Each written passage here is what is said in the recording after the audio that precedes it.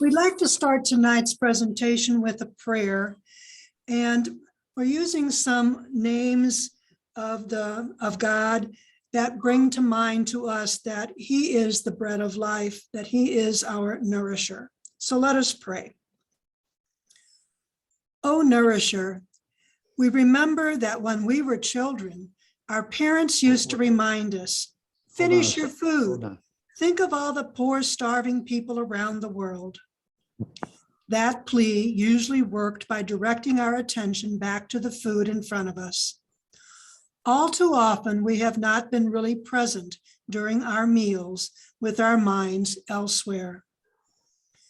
O bread of life, give us the patience, grace, and reverence to stop wasting so much food. Help us to buy less, eat modest portions at meals, and savor all our food as we consume it. May we be always grateful for the blessings of strength and flourishing that come from our food. And may we recommit ourselves to finding ways to get food to those who are hungry. Amen. Again, thank you all for being with us this evening. As Maggie has already indicated, please put in the chat any questions or comments or reasons why you're even here tonight and want to listen to this topic. Our presenter is Maggie McCoy from the Earthways Center. She is the education coordinator. She provides programs to K through 12 students on the topics of waste reduction, stormwater management, and energy efficiency. She also trains teachers on bringing those same topics into their classrooms. Since reducing wasted food is a passion of Maggie's, she provides classes on reducing waste at home and at work through adult classes and is part of the One STL committee that works to address wasted food in the region. Maggie, having formerly worked at both the St. Louis Zoo and Endangered Wolf Center, has an extensive history in conservation, education, and sustainability education. She graduated from Loyola University in Chicago with a Bachelor of Science in Biology and a Master in Secondary Education. Maggie loves being able to connect people to information and skills that will help them make more sustainable choices. Just a reminder, if you're not muted right now, please make sure that you are muted for the presentation. And I turn it over to Maggie. Thanks for being with us, Maggie. And thank you, Sister Cheryl, for having me tonight. I'm excited to be here. This is, again, one of my favorite topics to talk about. So I'm very glad that you all invited me to speak tonight. I've been looking at some of the things you guys have been putting in the chat, and I definitely see that someone mentioned they're retired elementary teachers. So if you have kids or teachers who want to learn stuff about food waste, especially, let me know, and yeah, you can point them in my direction. So we'll hopefully get to all these questions tonight. It's good to see why people are here, wanting to affect care of the earth as an individual, thinking about pollution and global warming and extinction, just not being able to stand to waste anything. So some of us certainly have that. So tonight we're kind of going to look at some of the reasons why food waste, we don't consider it to be that good a thing, and sort of its negative impacts. And then we're going to look at strategies to actually reduce our food waste at home. There's certainly plenty of ways to do this on a regional aspect or at work, but we're going to focus a lot on stuff that happens in our own homes tonight, since that's where many of us are. So what I'm going to do is I'm going to go ahead and share my screen with you all. And so if after the presentation today, you still have questions, you should have my contact information up there on the screen. And I know Sister Cheryl has that as well. Sister Cheryl, can you all see the screen?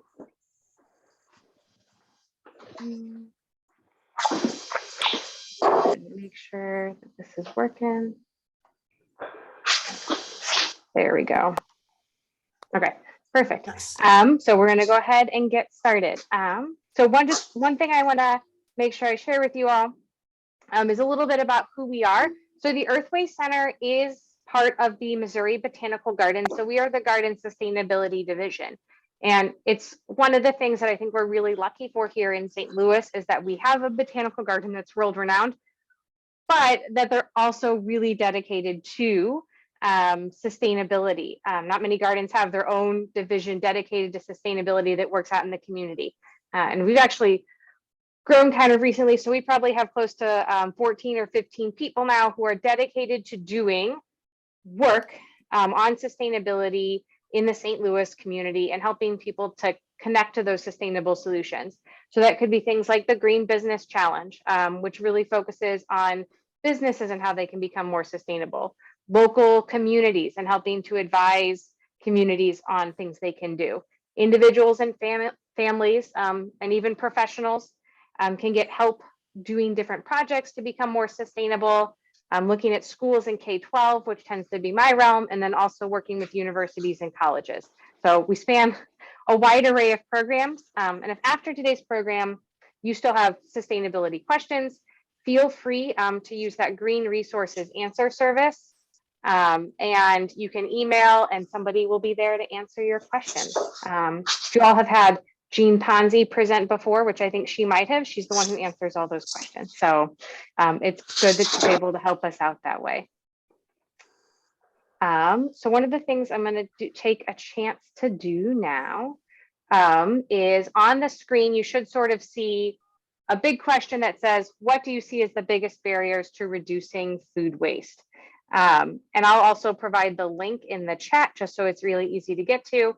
But I kind of want to hear from all of you about kind of what do you see as barriers? So when you're at home or when you're at work, kind of what is the biggest issue to reducing food waste? So you can just hit that link in the chat and go to that website, or you can go to the webpage that listed up the top there and put in the code. And you can answer that question and we'll all see it pop up on the screen, what everyone is thinking. So your answers are anonymous, so feel free to share whatever your barrier is to reducing food waste, but we kind of want to get an idea of what everyone's thinking.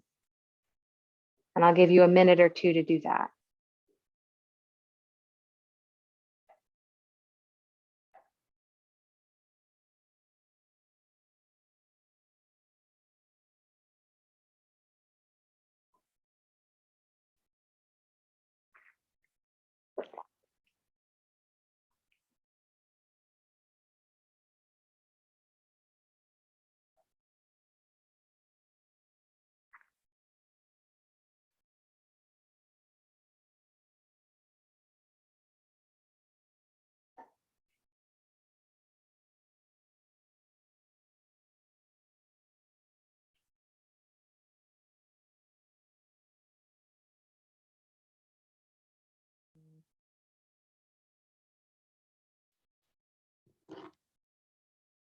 So again, you can use that link in the chat or use that code. I see some people adding some stuff in now, and I see some other people put some stuff in the chat, which is also perfectly fine. We'll make sure to get those shared as well.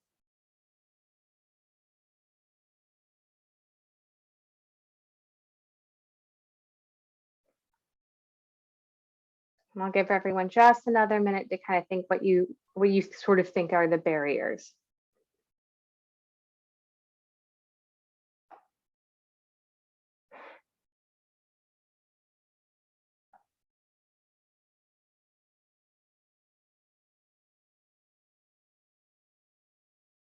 I like that people are putting in barriers that sort of happen at lots of different levels too. I see in the chat, somebody mentioned varied taste in large groups. So we can think about barriers to food waste, you know, if you're thinking about feeding a whole cafeteria full of people in a school, or maybe at a party or something like that, that's very different than what might happen when you're just, you know, if you're cooking for 1 or 2 people at home, really different things there. So I see up on the screen that things like over purchasing, bad planning, forgetfulness, convenience, you know, knowing what can be donated, too many restrictions, lack of time. In the chat, someone definitely mentioned confusing expiration dates, which we'll talk about. And I saw someone else mention that earlier. Buying too much food, industrialization, spoilage, over purchasing, all those kinds of things. So there's a lot of barriers that I think we think about when we're thinking about food waste. So we're going to talk a little bit about kind of what we see in the data tonight in terms of what actually happens, and then maybe some strategies we can use to overcome those barriers. So thank you guys for participating tonight. We'll come back to this in the middle as well, to learn a little bit more about kind of what we already do at home. So to understand a little bit about the issue of food waste. And the biggest one we see is that in the United States, we just create a lot of waste. So the term you see up there is municipal solid waste, or MSW as we like to call it. And I like to think of that as just everyday trash that we throw away when we're at work or at home. It's nothing like construction waste or hazardous waste. It's just what you and I make every day. So in the United States, in 2018 is the last year we have good data, we make about 292.4 million tons of municipal solid waste. When we look at that, that averages out to about 4.9, almost 5 pounds of waste per person per day. It's a lot. And if that number looks a little bit higher than some you've seen in the past, part of that reason is that in 2018, the EPA actually really started dialing in on what happens to food waste. And we're looking at other ways that food waste was actually being managed. So things like anaerobic digesters, if you've heard that term, or other sort of industrial ways of managing it. So those got folded in. So learning more about food waste has actually changed our numbers a little bit. And we are kind of, I was a little pessimistic when I first started looking at this data. We do divert about 38% for recycling or composting, which is, I think, way higher than I thought it would be. So we do get rid of quite a bit of it using recycling or composting. But one of the things that you'll note is that in all of the stuff that we throw away, and this includes recycling and composting, about 21.5% is food. So it's a huge percentage of what we're throwing away day to day is food. When we look at what actually ends up in landfills, we see that the largest category, or the biggest percentage of stuff that we find in landfills, is food waste. And that's by far. Almost a quarter of what goes to landfills is going to be food waste, which is a huge amount. So this is an issue that across the entire country we're looking at, the world is looking at. Right here in St. Louis, we'll talk a little bit about what we're doing here to address food waste. So it's something that we're looking at all over the place. So it's certainly an issue, and many of you identified that. And one of the things we also want to know is not just how much is being thrown away, but what is it? So ReFed, if after this presentation you're really interested in looking at some data and doing some numbers crunching, you can go to ReFed online, and they have lots of different guides and information.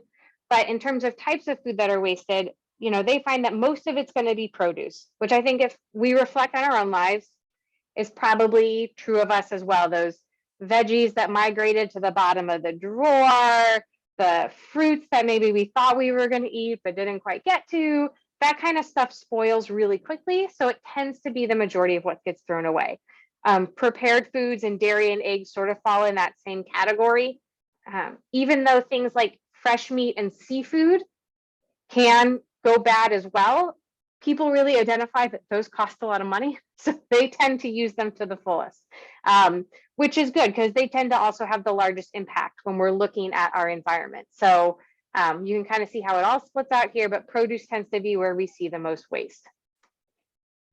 And then just why is this a problem? And this is one of the reasons why I really like to talk about this topic in the context of sustainability, because it really brings together sort of what we call the 3 pillars or the 3 Ps of sustainability. So often when we're looking at what might be a sustainable solution, or what do we mean when we talk about sustainability, we're talking about how things affect people, how they affect the planet, and how they affect our joint prosperity in living here. And so food waste really hits all 3 of those very well, and being able to sort of dial in and figure out how we solve this issue of food waste really does increase our overall sustainability because it hits all 3 of these areas as well. So some of you talked about, for people, we know that in 2020 in the United States, about 50 million people in the US were food insecure, which just means that they lack access to sufficient food, affordable food. There's lots of different ways of defining it, but we know it was about 50 million people who didn't have enough food. And we throw away about 1.3 billion with a B pounds of food every year that goes to landfills. So trying to figure out how we can get all this extra food to the people who need it, or make it affordable so that the people who need it can buy it, and it's not getting thrown away, is really important to putting this picture together. One of the other things that we see is that for the planet, it wastes really valuable resources throughout the entire supply chain. So it wastes, we use a lot of water, we use a lot of land, fuel, electricity, manpower, all of that goes into producing our food. And if we're just throwing it away, we're wasting all of that as well.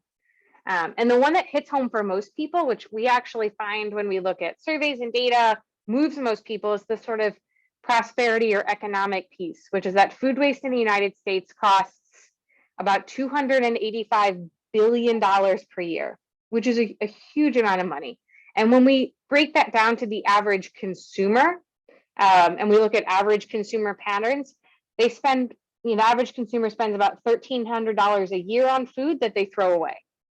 The way our friends over at the EPA like to describe this, they say it's kind of like if you went to the grocery store and you carried out 3 bags of groceries and you just dropped one and left it on the parking lot every time you went, which we wouldn't do because that would be crazy because we just pay for it. But it's kind of what we do when we don't use our food to the fullest, or we waste it when we're at home. So these are just kind of all things to keep in mind as we're going through this, is that figuring this out is going to solve a lot of other issues down the chain as well. In the study where they actually found that out, they found that wasted food accounts for a greater annual expenditure in most homes than gasoline, clothing, household heating and electricity, property taxes. Like, we spend more on it than almost any other category in our home. So it's really important to get it figured out.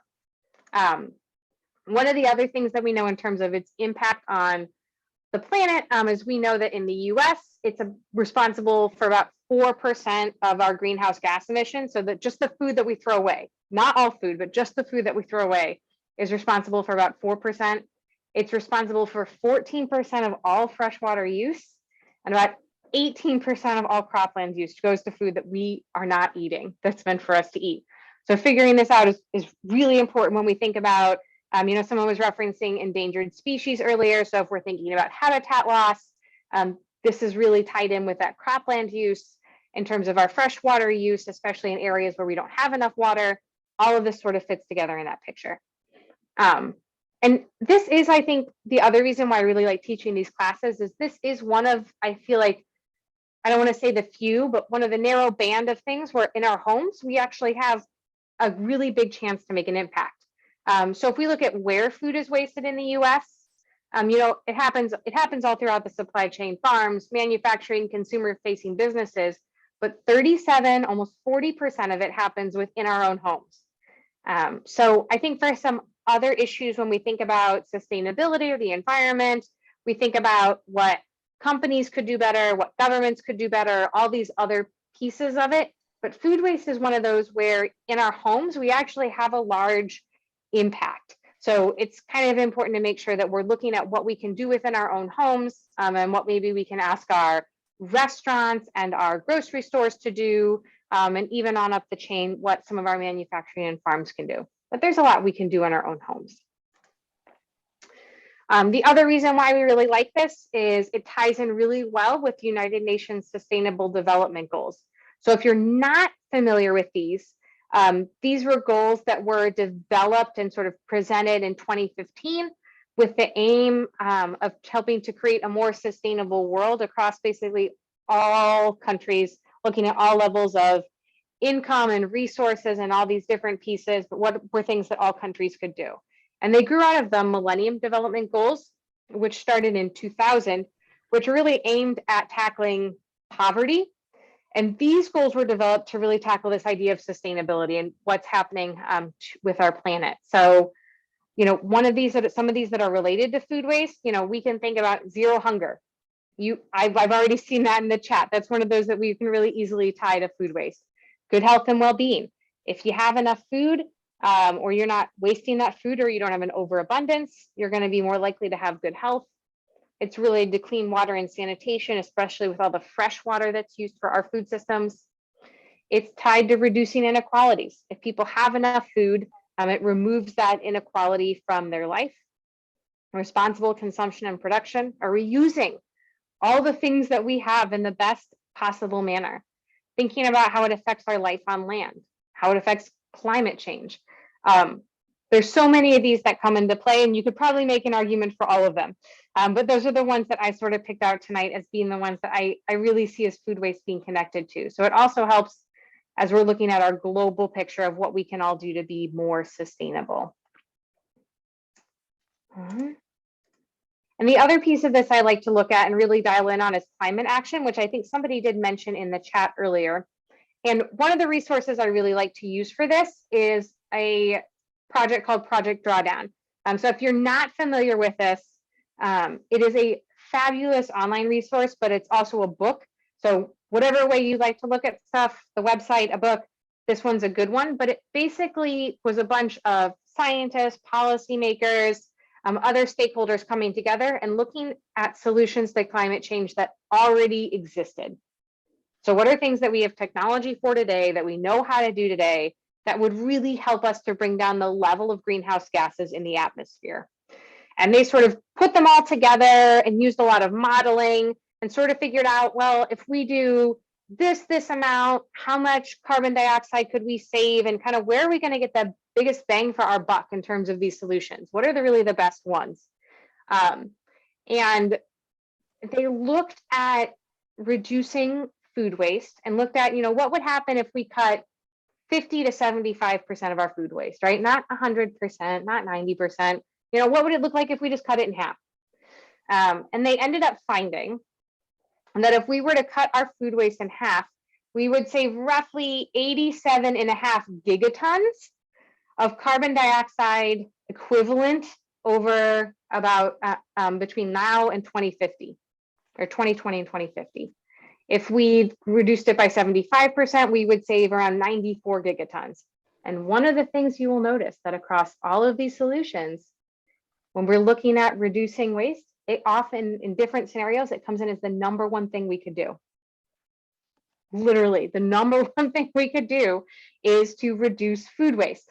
Now, if you look at other models, like, onshore wind turbines comes up pretty high as well. But reducing food waste is always going to be like your top two, your top three, which is a really, really big deal. So when we kind of put all this together and we're looking at saving 85 to 95 gigatons of carbon dioxide, that's a really big deal. But what does that really mean? How do we picture this? Because it's really hard to imagine kind of what is a gigaton. So I want you to imagine an Olympic-sized pool. I know we're at the Olympics now. It's not the right Olympics for swimming, but go back in your memory and remember that Olympic-sized pool, right? There's a picture of it. So you can imagine it. And we think about the water that's inside that pool, right? And how much it weighs. So if we were to take all the water inside an Olympic-sized swimming pool and weigh it, and then put together 400,000 Olympic-sized pools of water, that's 1 gigaton of water. So when we're talking about saving between 85 and 95 gigatons of carbon dioxide, this is a huge deal. This is not small potatoes. This is a really big solution that we can use to make an impact. So that's why it's one of the ones that I find to be really important, and one of the ones that's the most worth talking about. Because we encounter in our everyday lives, we can help support people, and we can help support the planet, all by getting sort of this food waste issue worked out and figured out. But we have to figure out a good way to do it. So I'm going to take a second here to pause. If anyone has any questions, go ahead and drop them in the chat and I'll try and address them. And I'm actually going to put up on the screen some solutions that you might already use, and get an idea of kind of what you are already using. Okay. We are going to escape here. Okay, and we're going to go to our next slide. So you can go back to that link, and I will drop that in the chat again, just so you have access to it. But you can go back to our survey from before, and now it's going to ask you kind of what are some things you already do in your home. to prevent food waste. And I know some of you, judging by your comments, already have things that you do. So I'll put that link in the chat and you can go there and then just pick all the ones that you already do. And we can kind of see in our group what are the ones that are the most popular before we dive into all of them.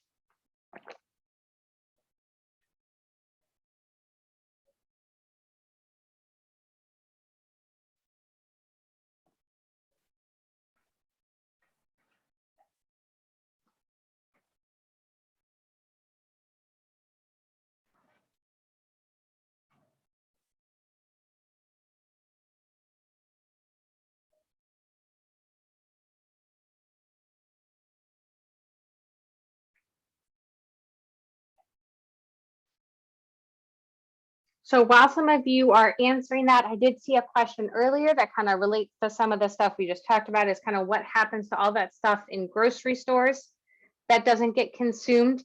And we did see a piece of that, but I think it's about 23% is what it was, comes from consumer facing businesses. So that includes grocery stores. And it really depends on the area you're in.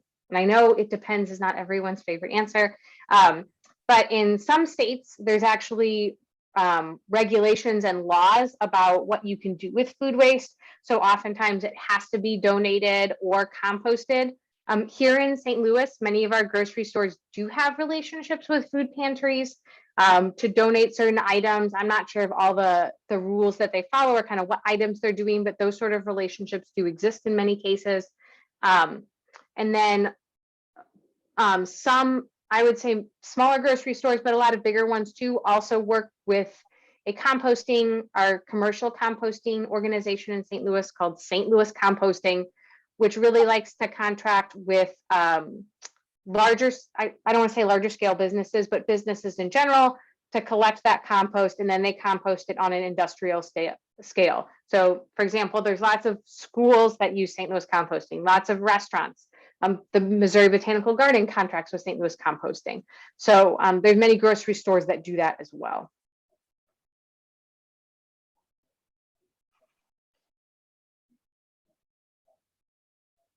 Okay, so I'm looking at kind of what everyone's put in, and I'm seeing that some very popular solutions that people really use are things like storing foods in the right place so they last longer, and we'll talk about that a little bit later about where your food should go.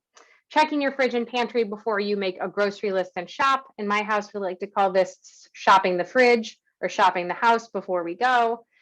Freezing food for later use is really popular. It's also one of my favorites because I find it to be the easiest.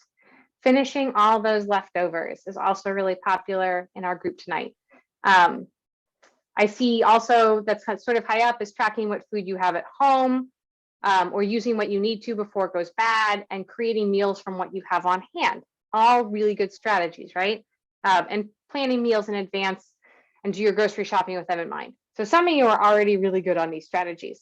I see some people say store food that will go bad in a particular part of the fridge or pantry, and we have a little illustration of that later on.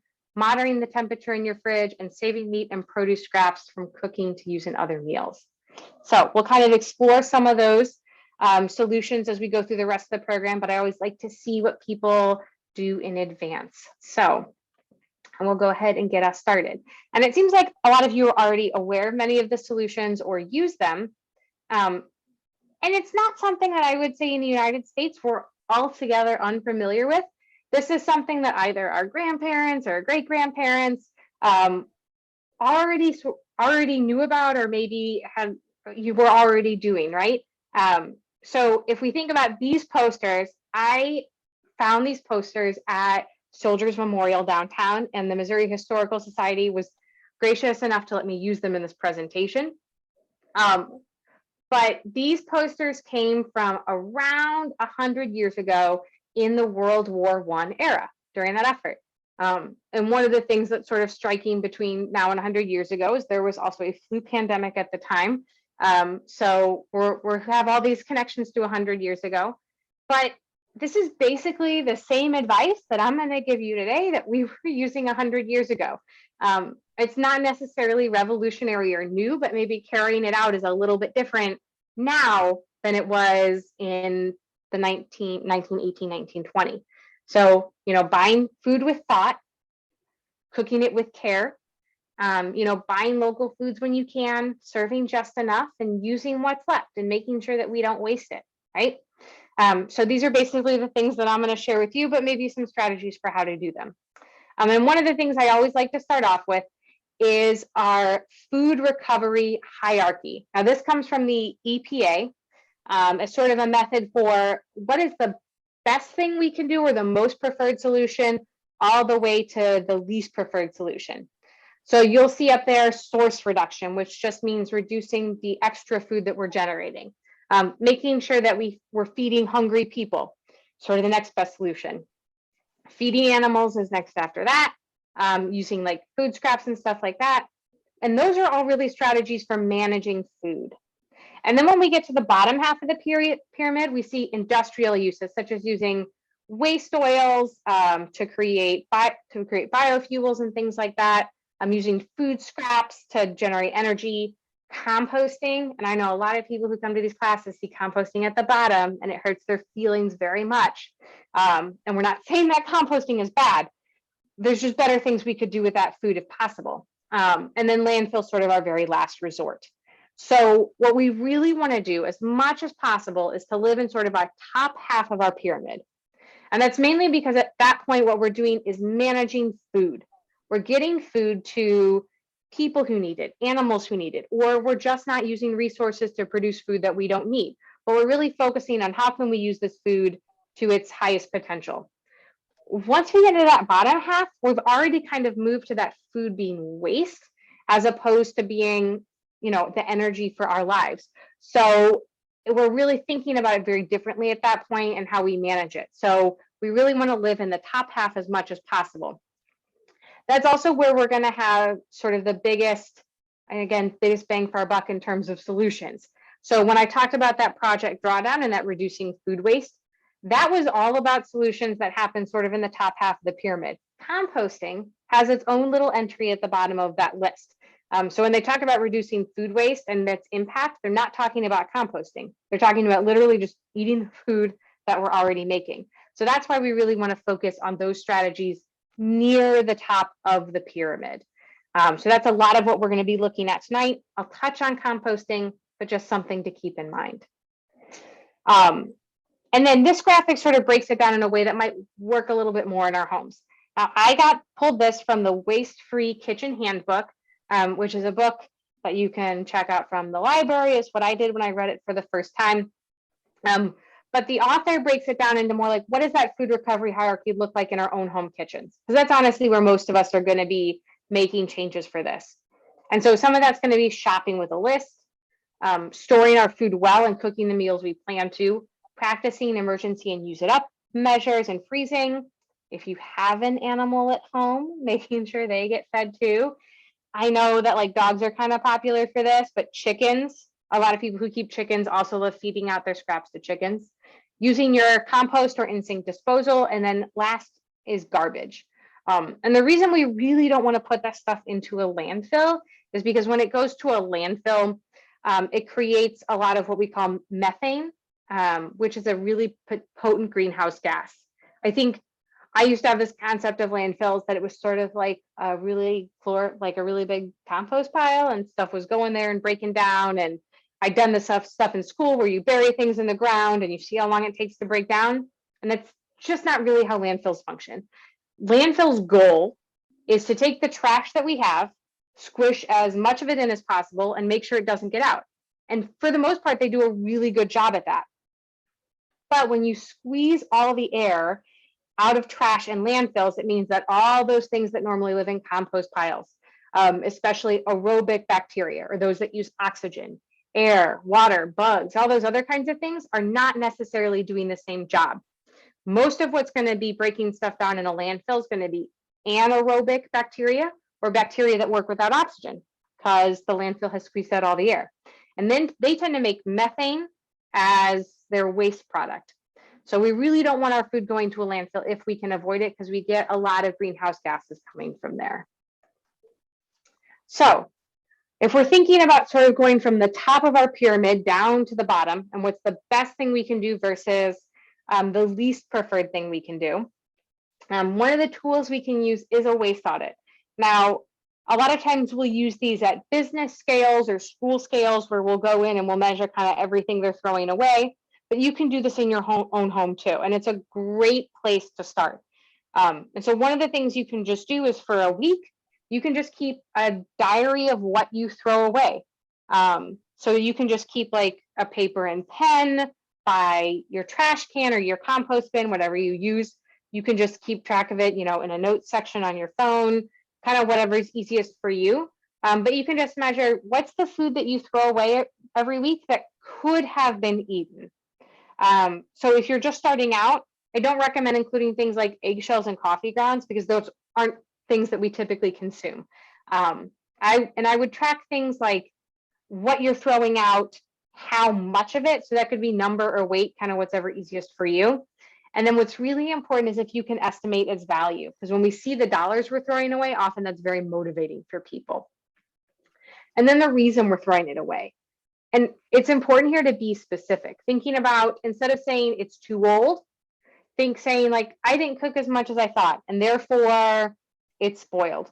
Or, maybe I put those leftovers, on a lower shelf in the fridge, and I don't see it as often, and they migrated to the back, and I didn't see them, and it's 2 months later, and there they are molding. So I'm thinking about what those reasons are, because that's going to help us dial into what strategy is going to work the best for us. So this is a great place to start. Whether you do a waste audit or not, all the following things are going to be useful to you. So we saw a lot of people think about buying food and making a list, right? So part of that's making a realistic plan for the week. So when I think about this, and I know not everyone's in the same situation, but I think about, is there a night when somebody's got dance class, or is there a night when I have to teach a class? Maybe that's our easy night, right? And we know we're going to cook something that doesn't take a lot of time.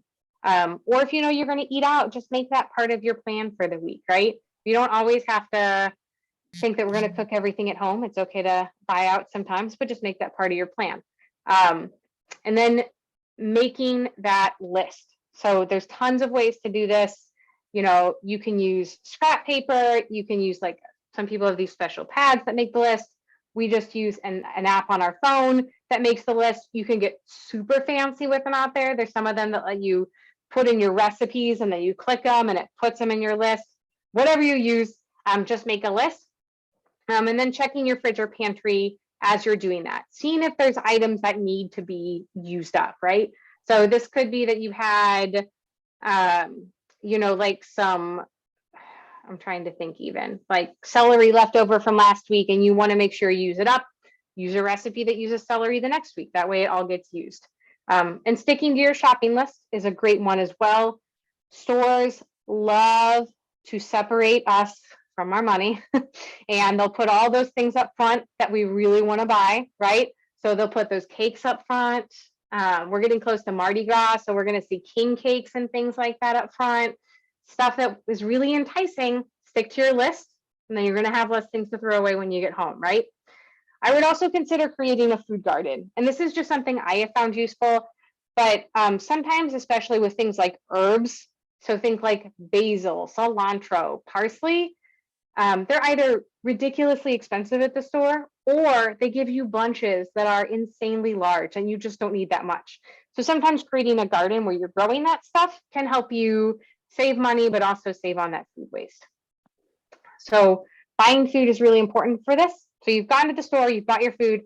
When you get home, you got to store it right. And storing food can vastly extend its shelf life. And so this image is a little bit small, and I'll go to another one, but I'll kind of walk through it. So this one is from the USDA. So thinking about how we use our fridge. So first of all, and I know a lot of people mention that they don't necessarily check their fridge temperature. Knowing that your fridge is set to 40 or below is going to help keep things their coolest. Making sure that anything that really needs to be that's perishable doesn't get stored in the door of the fridge. So like all those little shelves often look really enticing to put eggs in and milk in, but those things are going to go bad really quickly if they're in the door of your fridge, because that doesn't hold temperature all that well. It gets warm really fast. You want to make sure that stuff is internal in the fridge. And we'll get to drawers in a second. Making sure that you also have enough airflow between things. Fridges work really well when there's space in between items. So if your stuff is all packed in there and touching each other, the air is not going to get around it to cool it down. So you want to make sure there's space for stuff to breathe inside your fridge. Some other strategies that we have, and I think that was also on the last page, but on the upper shelves of your fridge, you want to make sure you're storing things like leftovers or things that are not as perishable as well. Part of this is because that top shelf is also going to be a little bit warmer, and that's just how physics works, unfortunately. Hot air rises, so the top of your fridge is going to be a little bit warmer. So store things there that aren't going to go bad as quickly. Also make sure that you know how to use your drawers.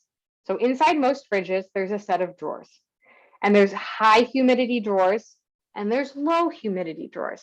And we don't often think about where stuff goes in them and how to use them to the best of their ability.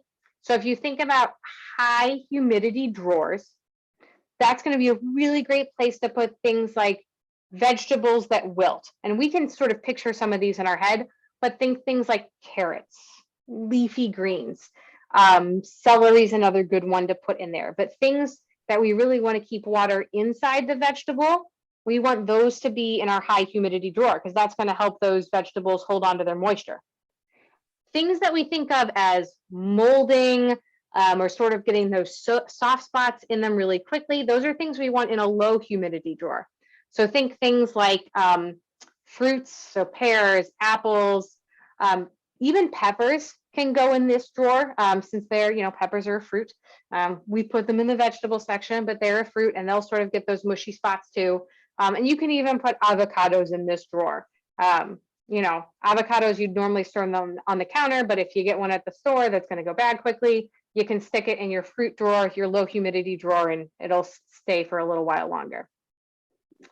Kind of what does this look like? These are my drawers at home. And everyone's look a little bit different. These are not standardized. So you kind of have to go open your fridge and look. I've got one that's convertible vegetables and meat. So I just switched it to the vegetable setting. And then I've got one humidity control drawer, and I have it slid all the way over to low. And I have my fruit inside it. Now, this is one of those things where I like to say that we're always learning, right? I took this picture of my fruit drawer and I put it in the presentation, and I've just kept it around because I get to share this now. One of the things that I've sort of gone through this journey of thinking about food waste is learning that strawberries are really sensitive to the gases that other fruits put off. So sometimes people will actually store their strawberries in their vegetable drawer, so they're not right next to all these other fruits that are ripening and putting off gases that are making the strawberries go fast quicker. So just something to think about as you're organizing your fridge. So take a look tonight, see how your fridge is organized, check out your drawers, see if there's any changes that you can make there. You might save yourself a lot of food spoiling. If you are thinking to yourself, I'm wondering, when does stuff go bad, or where is the best place to store it, or what is sort of the window for it to be used? One of the resources I like to use is this Food Keeper, and it says Food Keeper app, but it's a web page that you can use, and it comes from the USDA, so it's really good, pretty high quality information. But you can basically browse by category, and this will tell you kind of where is the best place to store it and how long is it going to be good for. So if you ever have any questions about that, this is a good resource to look at just to make sure that you can know that you're storing it in the best place possible. Safety.gov. Yes.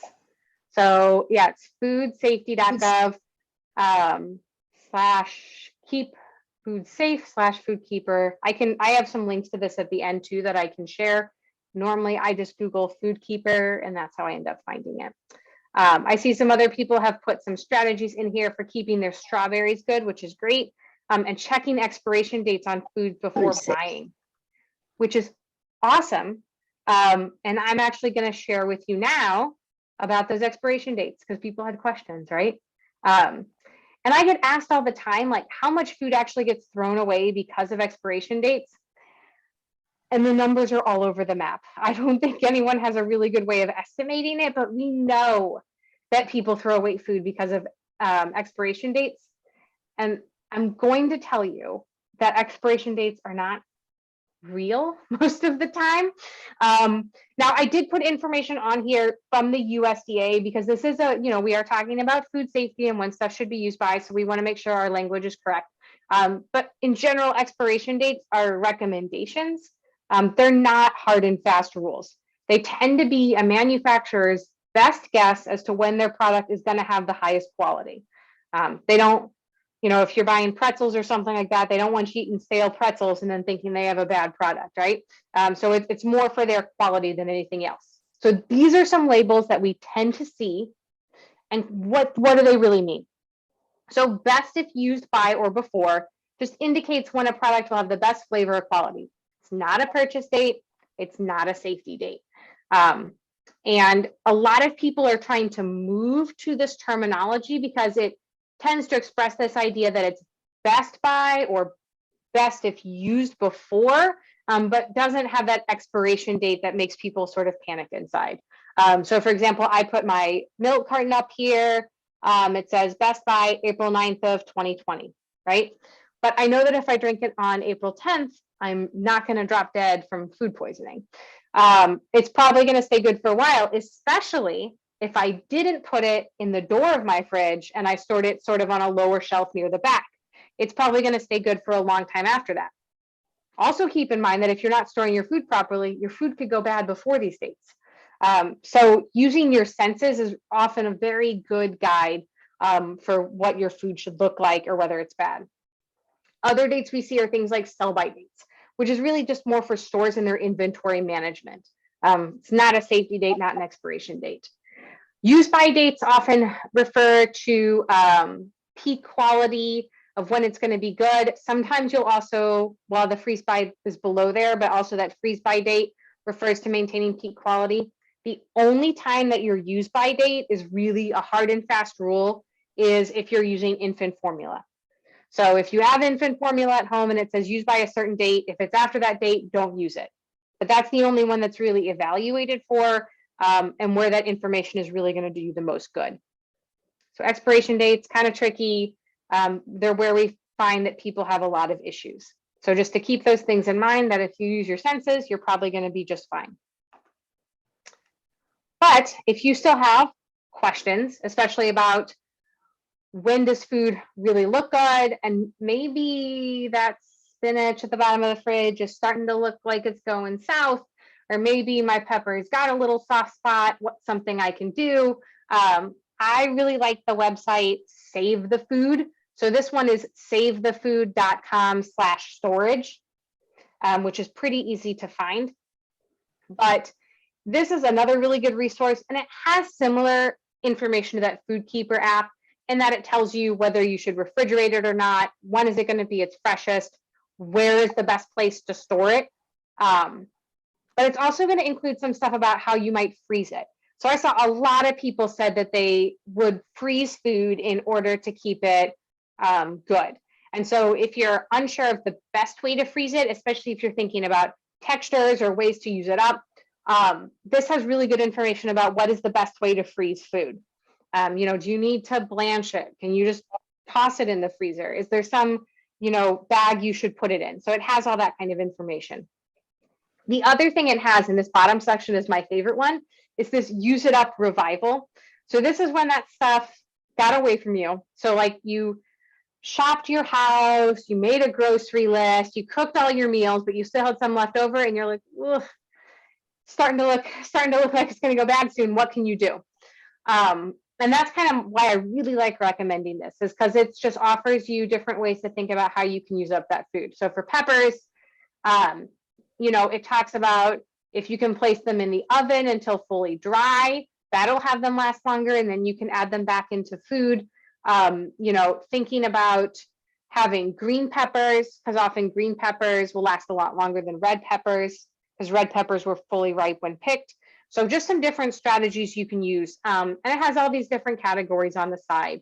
So, you know, it has things like dairy and eggs, your condiments, pantry staples, fruits, vegetables, meat, poultry, seafood, all those types of things. So I really like this as a resource. So we're kind of getting most of the way through our pyramid, right? So we made our list, we cooked up all the meals we planned, we've frozen anything that was left over, we've used up as much as we could, but we still have some stuff left over. So the week got away from us. We just have like banana peels or eggshells or those coffee grounds that we were talking about. That's just not stuff that we are going to eat, right? Composting is a really good solution for all of that food that we have left at the end. And that is a solution in drawdown. It's much further down the list, but it is a solution in drawdown. So they looked at percentages of composting in the United States and in Europe.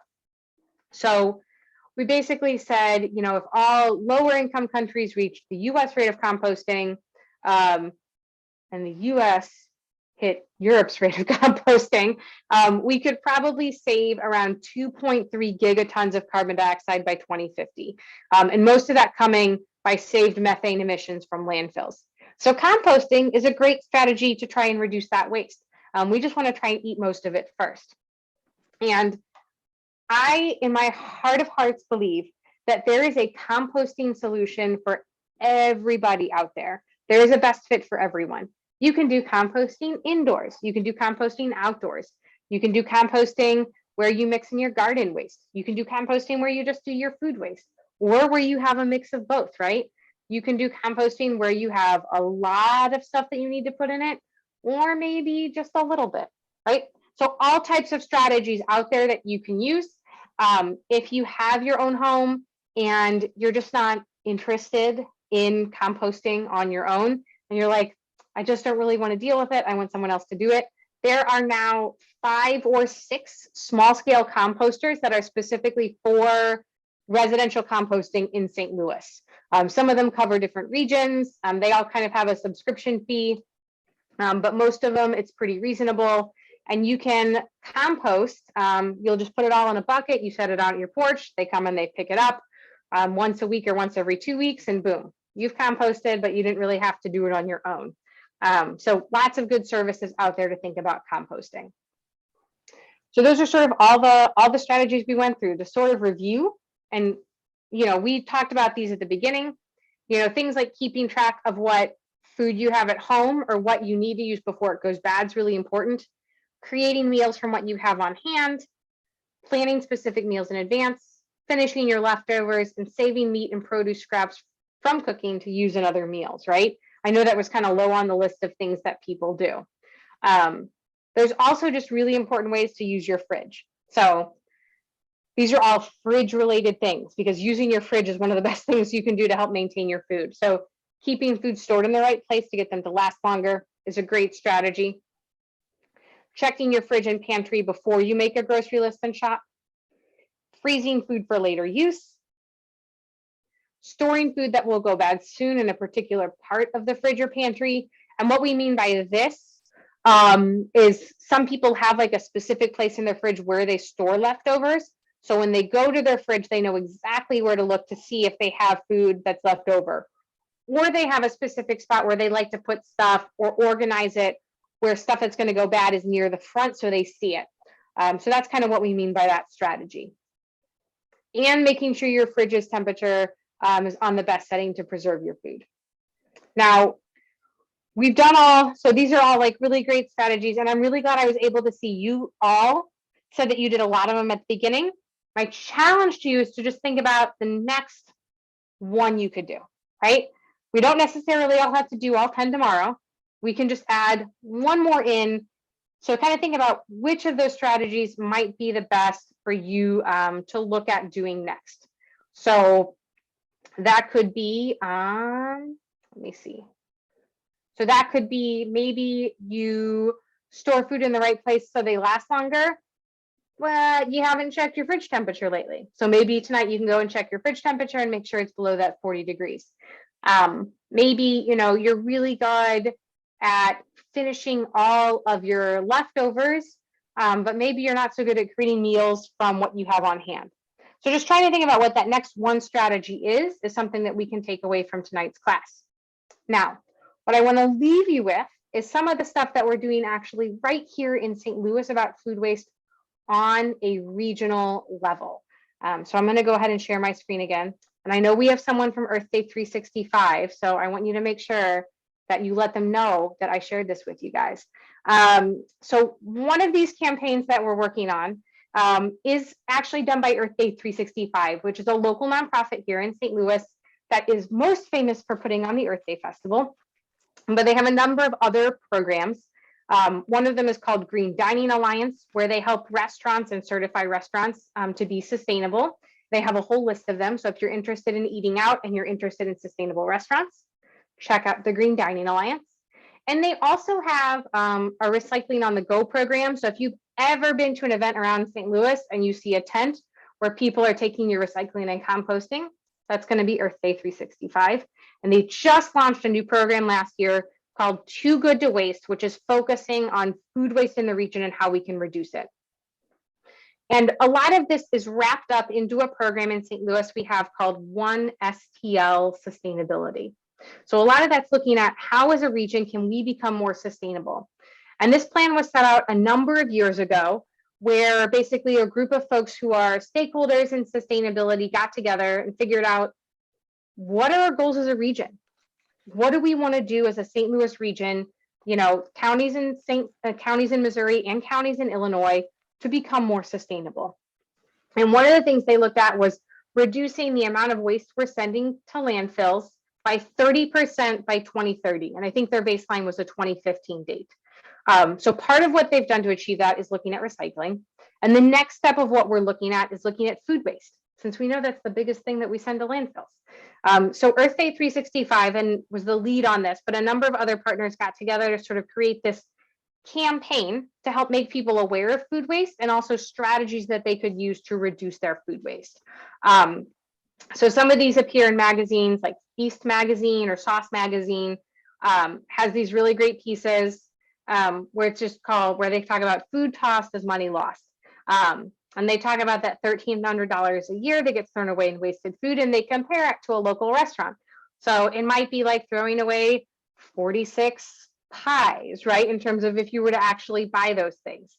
So they're kind of cute, different things that they're doing, but they're also providing information and other strategies for how people can reduce that food waste. Lots of things on social media. There'll be a ton of it at the Earth Day Festival this year.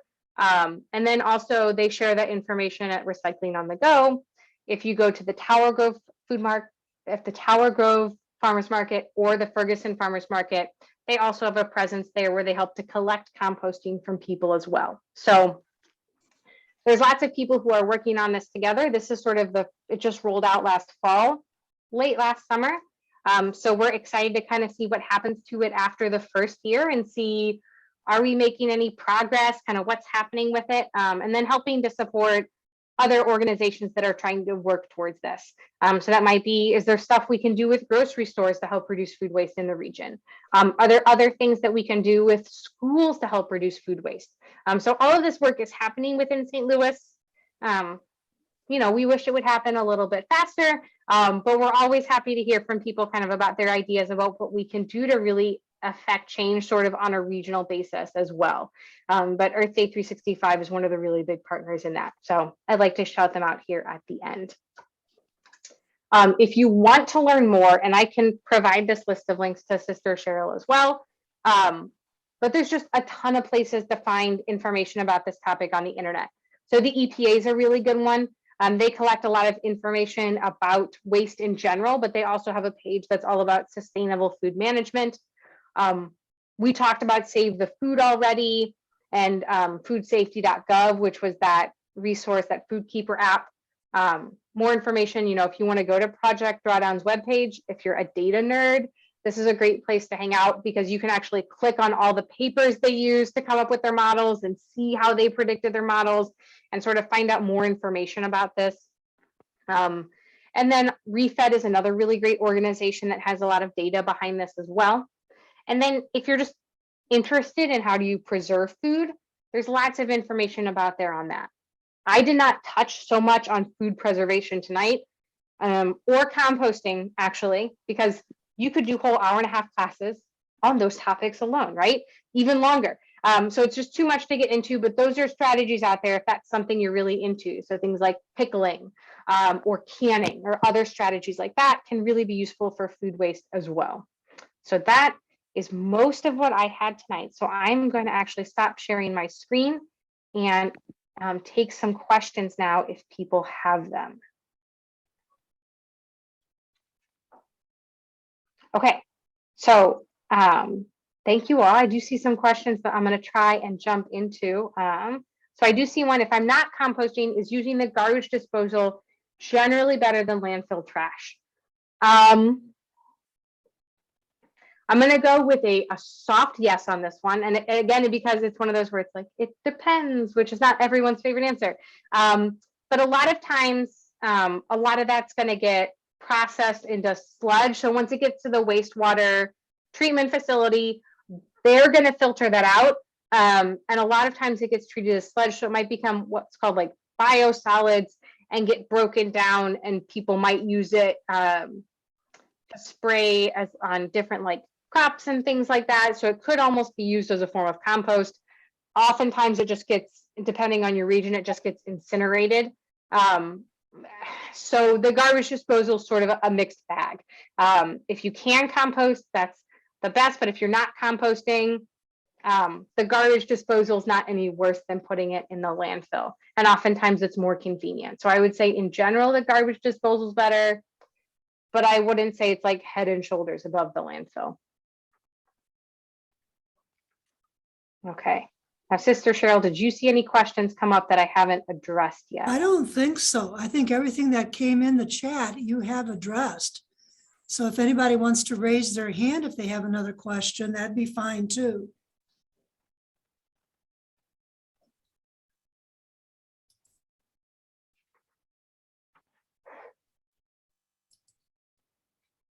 I don't think I see any other questions or any hands raised.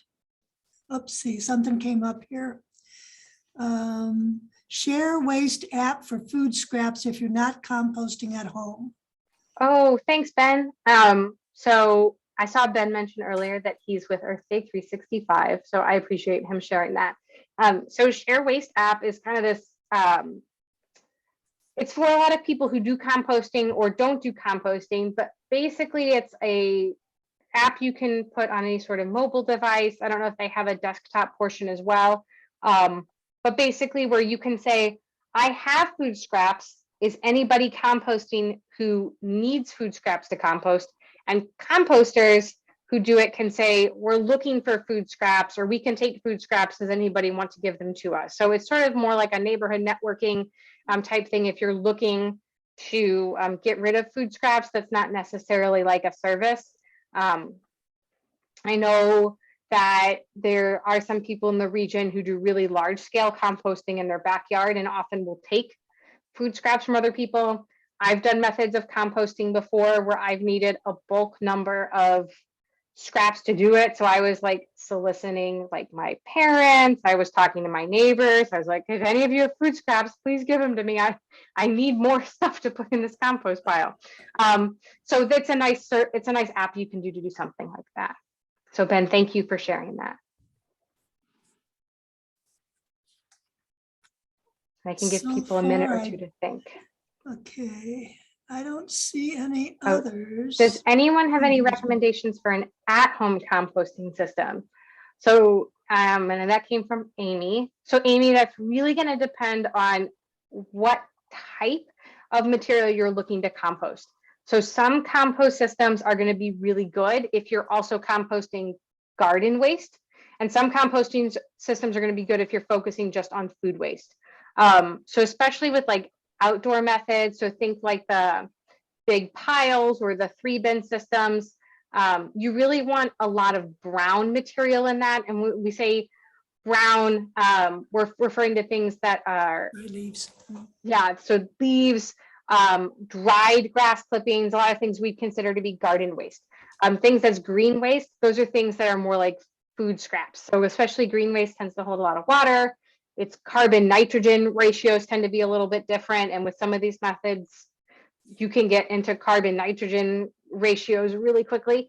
But those outdoor methods tend to work really well if you have a lot of garden waste. And you want to just layer in a few food scraps every once in a while. There are some methods like those big sort of barrels that you turn are really good if you just want a closed system. So especially if you're nervous about animals coming by. So I know I live in St. Louis City. If I had an open compost pile, it's possible to manage it in a way that animals aren't going to get into it, but I'd be so nervous about it. I would want something closed outside. So a lot of people really like those turned closed systems. If you're worried about animals, they also heat up really fast, so they cook stuff really fast. They hold water like crazy. So if you're just looking to compost food waste, they're not always the best solution. They work really well with garden waste. If you're looking to just do food waste, oftentimes things like a vermicomposting or worm bin work really nicely because those worms just like to eat food. Some people like to use a system called Bokashi, which is an anaerobic system where you basically throw bacteria that have been dried onto bran. It sounds very weird, but it's a cool method of composting. And you can literally throw anything in that bin and throw some of those Bokashi flakes in, make sure not too much oxygen gets in, and it'll actually ferment, and then you can bury it in your backyard and it'll turn into wonderful compost. So it's a really cool method. That's the one that I was soliciting people for their food scraps because I was trying to fill my bin. So those are the two that tend to work well if you're just doing food waste. So it all depends on your mix. And I'm again going back to that it depends method of saying something, but it really does depending on what food waste you have and how much you're making. But a lot of people, if they're just starting out and they have garden waste, really like those closed systems that you can turn. So they call them tumblers.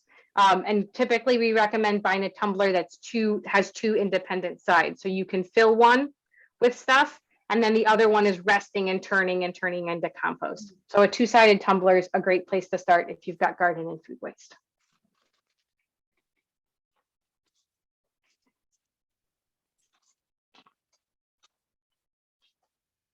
It appears that there are no more questions.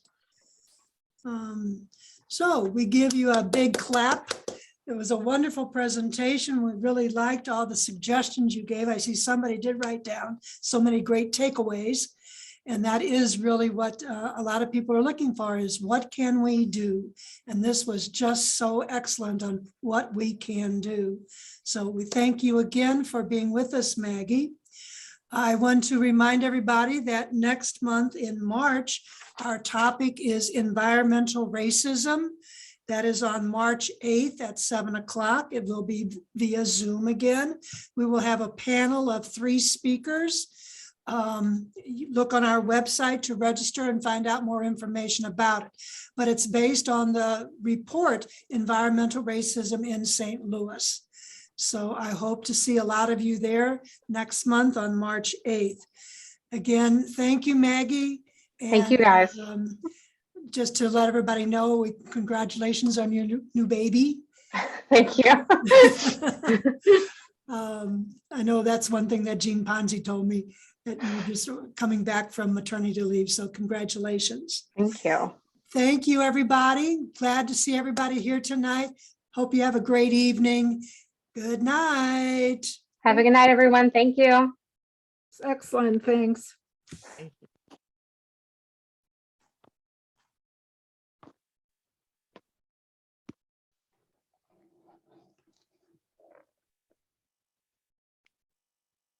Thanks, Cheryl. Hey, Maurice. How you doing? Oh, great. It's great to see you. It's great to see my old office. Yes, that's where I am. That's right. Oh, that's awesome. That's a lovely office there. I saw in your email that you're moving back down to at least close to San Antonio, huh? Yes. Yeah. We were just kind of here in between, and we discerned to go back to Texas where the winters are a little warmer, and we can grow food even during the coldest of times because it doesn't get that cold. Yeah. So we're gonna rent for a while and hopefully find a place where we can, have a backyard garden. That's good. That's Yeah. good. I hope this move goes smoothly for you. Thank you. Yeah, say a prayer. We can get between the weather systems between here and Texas. Yeah. Yeah, yeah. It was nice to see so many sisters tonight. You must have been happy with a number of sisters attending. Yes, yes. I think we've picked up some because we're doing it by Zoom. Oh, good. Yeah. Yeah. And Sister Renita has some programs coming up too, doesn't she? Yes, the paving paths, I forgot what dates, but one of them will be on online and one of them will be in person here at Town Okay. Center. Yeah. Oh, will that be the first in-person presentation lately? Basically, yes, because we haven't done any FFEs in person. No, no, Okay. yeah, Wow. Well, that'll be exciting to see people again. right, right. Yeah. Another kind of scene. Yes. Because it's right, nice yes, to see for sure. you. Yes. Yeah. Thank you. Yeah, likewise, Cheryl. It was really great to be part of this tonight. Thank you for organizing such wonderful presentations, getting together with Earthways. That's just excellent. It really makes me have very, very fond memories of St. Louis. And I'm so glad to see that association going on between the sisters and Missouri Botanical Garden. Yes, Jean Ponzi has always been very good, and she was the one that recommended Maggie, so I was really glad for that. Oh, yeah. Oh, that's nice. How did Jean Ponzi's session go last month? I've not been able to see the recording yet. Yeah, that recording is on the Botanical Gardens YouTube channel. Okay, So, thanks. yes, it went very well. And like Maggie was saying, she didn't say too much about composting, but Jean did a lot of stuff about composting and of course landfills and recycling. So I think both presentations meshed, one took over what the other one didn't say. So Oh, wow. Excellent. yes, very good. It is very good. Yeah. So I guess I'll see you next on another one of the UISG talks. Oh, right, Cheryl. Yeah, my life has been turned into webinars, which is really wonderful to meet a lot of people on these different topics. Yeah, I'm branching out towards other things today. Made know that today's a feast of Saint Josephine Bakhita. Yeah. And so the sisters have me doing things on their Facebook, just putting messages on their Facebook account. So Regina's really been helping me learn how to do that for sure. Yeah, I was on another webinar right before this one that I got off to, which I was really looking forward to joining yours tonight. So Thank yeah. you. Thank you. Yeah. And I thank you for the good news too, about the other folks who have signed on for the book study. Yes. I couldn't tell Joe and Linda that, nope, it's too late. Right. No, I'm glad you didn't. No, it sounds like a great group, Cheryl. Yes. Well, then right before I was talking to Kathy to say, is there some way that we can close the registration? Jean Ponzi's comes through. Oh, yes. Right. Yeah. So right now it does say on our website that we're full, that Okay. we're not taking any more. So Okay. it'll be close to 20 of us altogether, counting you and me. Well, that's a real honor, Cheryl. Hope you're happy with that. And Oh, yeah. good.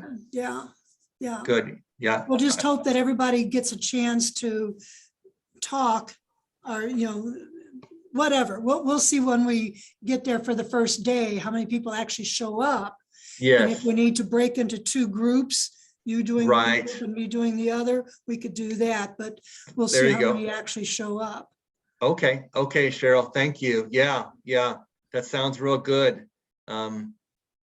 Yeah, I'm looking forward to it. I'm still getting through the last chapter or so and putting my questions together, but thanks for sending those out to everybody as you did. And I'll get those other ones to you by the 15th, if that's okay. Sure. Oh, definitely. Yeah. Okay, Yeah. great.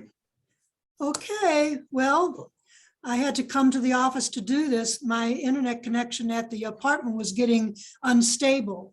Oh, And so really? Oh, we had a community Zoom last night and they were telling me that I froze a couple of times, that I was the one that was doing the talking. And Oh, so that no. wasn't good. So I thought, well, I better come here and do this.